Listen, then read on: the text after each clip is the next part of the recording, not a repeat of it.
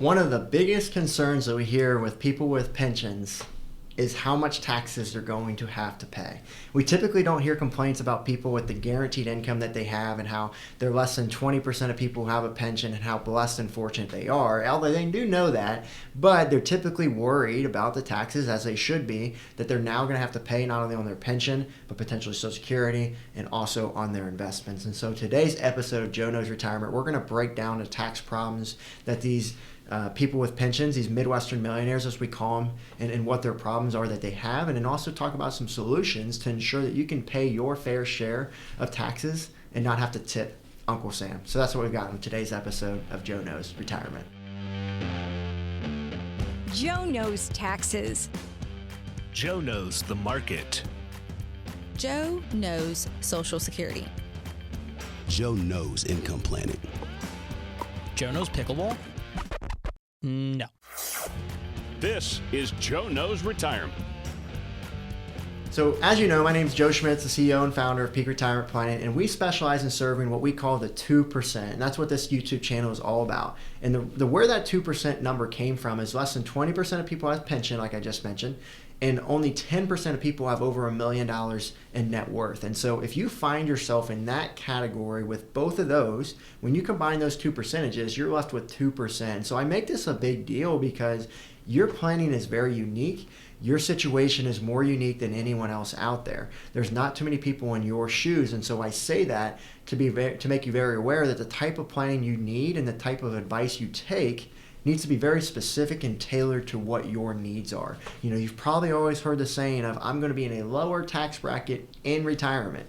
And as we see with these people, they're typically in the same tax bracket or higher because of all these things playing together: pension, Social Security, investment withdrawals, or also known as required minimum distributions, right? When you turn 73 or 75, the government's now forcing you to take out money from your tax-deferred vehicle. So all the money you saved all these years, you're now going to be forced to take that out, and that's going to be on top of all those income sources that you already have. And also the consideration that we don't know in the future is we don't know what tax rates are going to be in the future. And if you ask anyone out there, most people expect tax rates to be higher in the future considering our current situation economically, but also knowing that historically tax rates have been much higher than what they are today. And so if you think for yourself that tax rates are going to go up, but also that you're going to find yourself in a similar or higher tax bracket in the future with your pension, then these types of things that we're going to talk about today are going to be ever so important, because there's things that you can start doing now to reduce this tax burden as time goes on here. So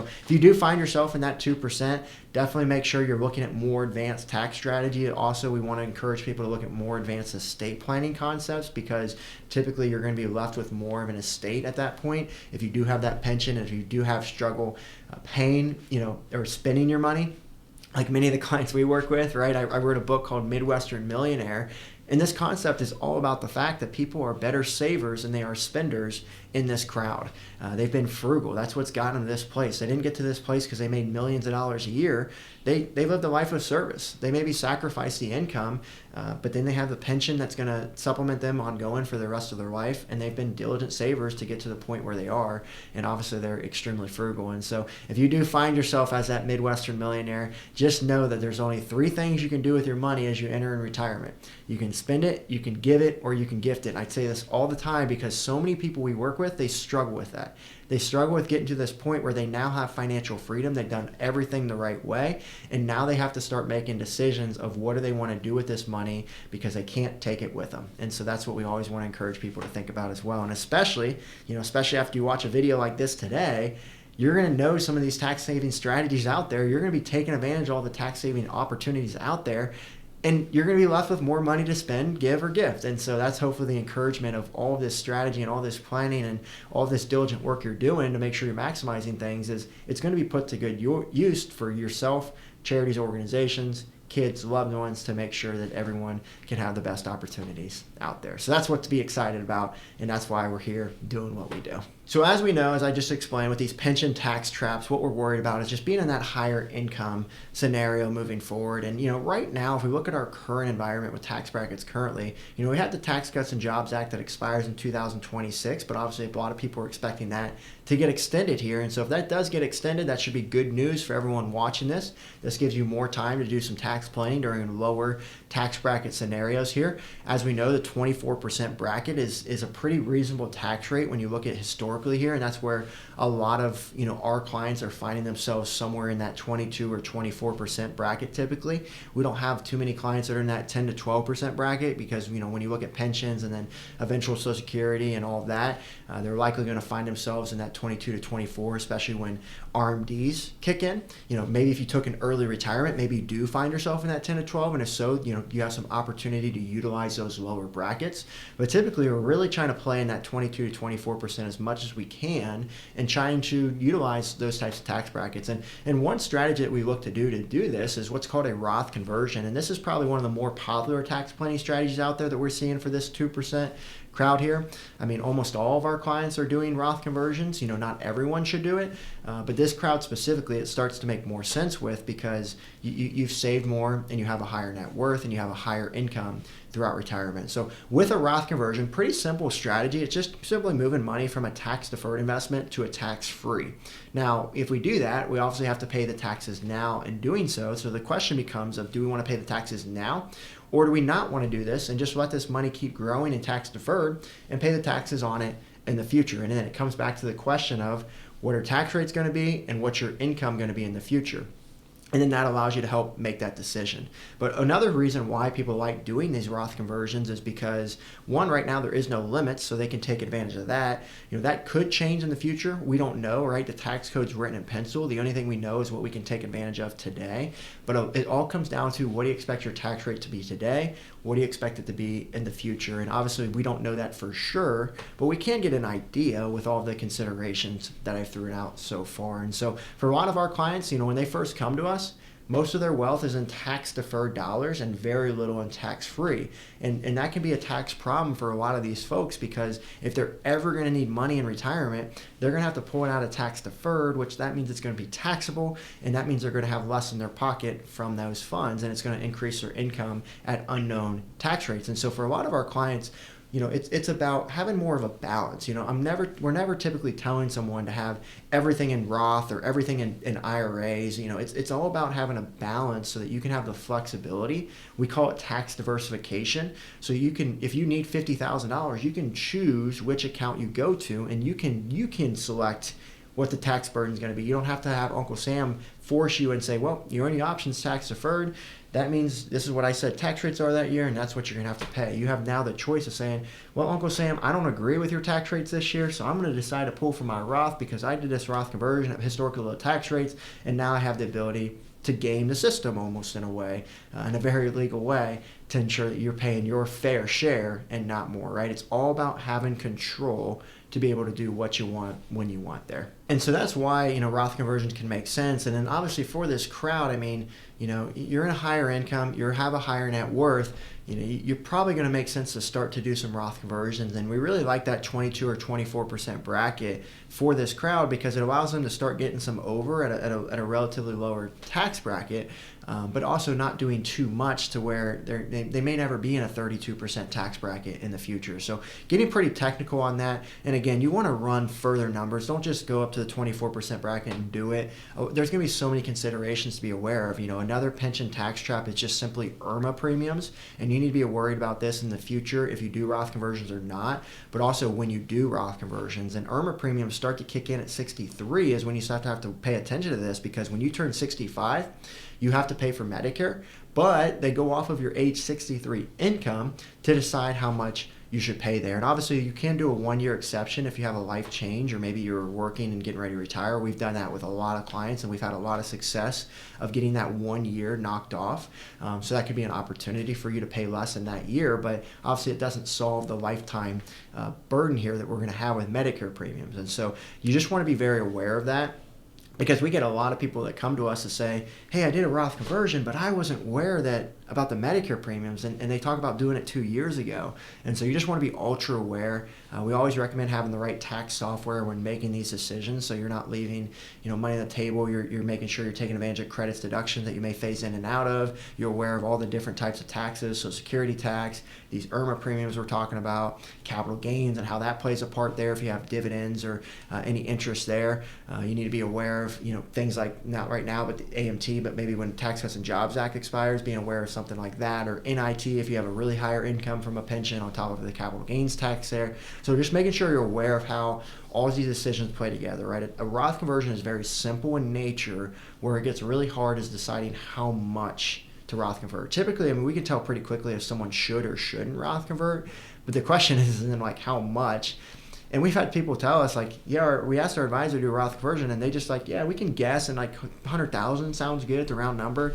And like for us, it's like, well, you just force yourself $5,000 over a Medicare tier. Like it would have been better to do 90,000, and you would have saved yourself $1,000 just from not having to pay more in Medicare for each of you, in that at that time. So again, just being very strategic is important, but just not throwing darts here, right? We want to make sure we're making the right decisions. And another consideration for this 2% crowd here, as far as these pension tax traps, is being aware of Social Security. There's an opportunity there that maybe you wait to delay Social Security so that you can have more room where you have a lower income from maybe 62 to 70, where you can do some of these things like Roth conversions or take withdrawals out to live on, and then now you're getting an increased Social Security benefit. Could all make sense for someone in this situation. Now, obviously, the negative of doing that is, well, you're going 8 years without Social Security if you wait till 70, and also if you pass away at 68 or 69 or 70, or you're probably not getting any Social Security at all, and so you have to be aware of what your health and how long do you expect to live.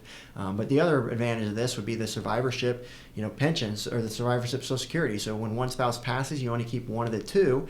This would allow them to get the higher amount that they can keep moving forward. So just be aware of that consideration. But some of our clients see this as a tax planning opportunity where they may not need to rely on their Social Security, and they can defer it, have more guaranteed income in the future, and allows them to maybe convert a little extra each year or do some other strategies on that as well. So obviously going to depend on your specific situation what to do there, but definitely a consideration to think about as you do your tax planning there. And another really important thing to understand with pensions, especially if you are charitable, right? You never want to think of tax savings given to charity just for tax savings, right? You want it to come from your heart first, and then once you decide how much you want to give, then you try to get your tax savings. Is something we always encourage clients to do, and we always want clients to really encourage where they are going to give. Is it going to be a good place? Is it somewhere that's endear to your heart? Is it going to excite you to give there? Are they going to do the right thing with that money? And so a lot of people that we see, they always have those charities or churches or organizations that they really feel good about giving, and so that makes it all exciting and fun to see the impact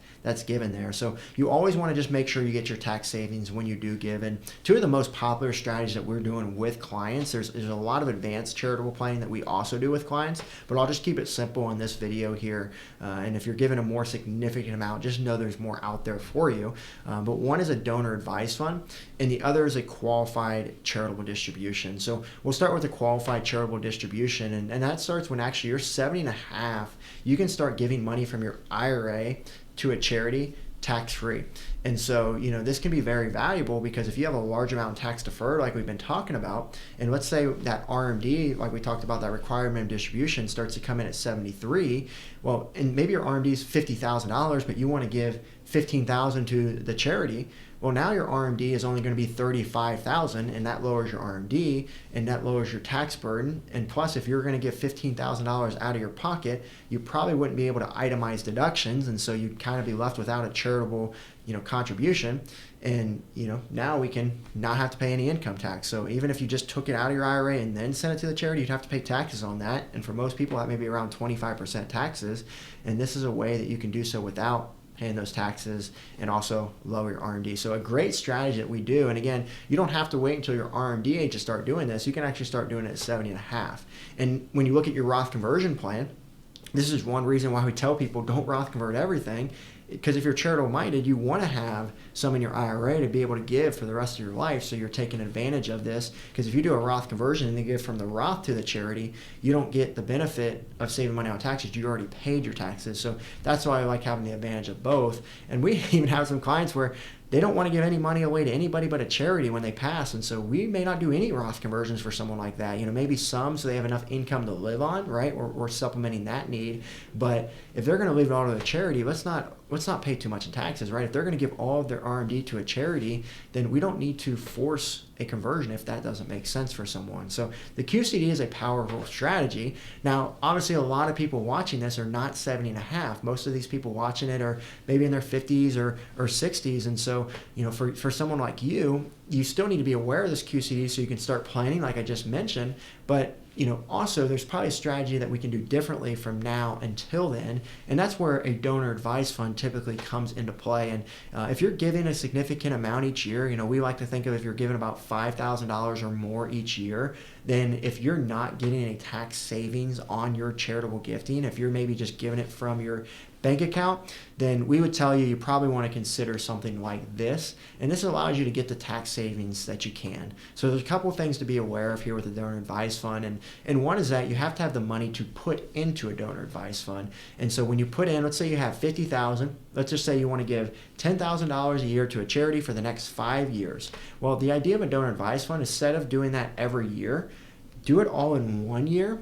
Again, you're not having to give all your money to a charity in 1 year, but you put it towards this donor advised fund in 1 year, and then you can give out $10,000 from the donor advised fund over the next 10 years. And you're probably thinking, well, why would I do that? Why would I give up control of my money, versus just giving it $10,000 per year? And the main reason, one, is to get the itemized deduction. So if you give $10,000 per year, you may not be able to itemize deductions, especially if the Tax Cuts and Jobs Act extends and they keep the higher standard deduction. Your $10,000 charitable donation may not be doing any good from a tax standpoint. Versus if you can do $50,000, now you can pile everything up into 1 year. Now you can get over the standard deduction, and you can have more of a write-off, and you can offset strategies like a Roth conversion or tax loss harvesting or some other tax strategies out there. And then over the next 4 years, you'll just be back to where you would have been and taking the standard deduction. So that's how you can maximize your all-in deductions that you take over 5 years. Instead of taking 30,000, which is a standard deduction for a married couple, you could take maybe 50,000, but it actually probably could be more because you may have mortgage interest, you may have some other deductions you can write off, but let's just say it's 50,000, and then you can take out 30. So you just increase your deductions by 20,000 just by strategically doing it this year. So that's the idea, but also let me take this even a level deeper. If you really want to save money on taxes, is maybe you have an appreciated stock. So maybe you have an Apple stock where you bought it for $10,000 and now it's worth $50,000. Well, you could take that Apple stock and just donate it to the donor advised fund and then sell it off in the donor advised fund, and you have no capital gains on that. So typically you'd have to pay 15% capital gains on that $40,000 of gain that you had there. That's a heavy tax bill. In this scenario, you can move it there, so you get to save all the money on capital gains. Also, you get to itemize, and so you get to layer it all together there. So if you are planning on, think of it. If you're 60 years old, you've got 10 years of giving until 70 and a half for that QCD. This could be something you start to think, all right, I'm going to give $5,000 a year, or I'm going to give $20,000 a year. You could put a sizable amount in this donor advised fund over that period of time if you have the money available to be able to do something like this and really maximize your tax planning that year.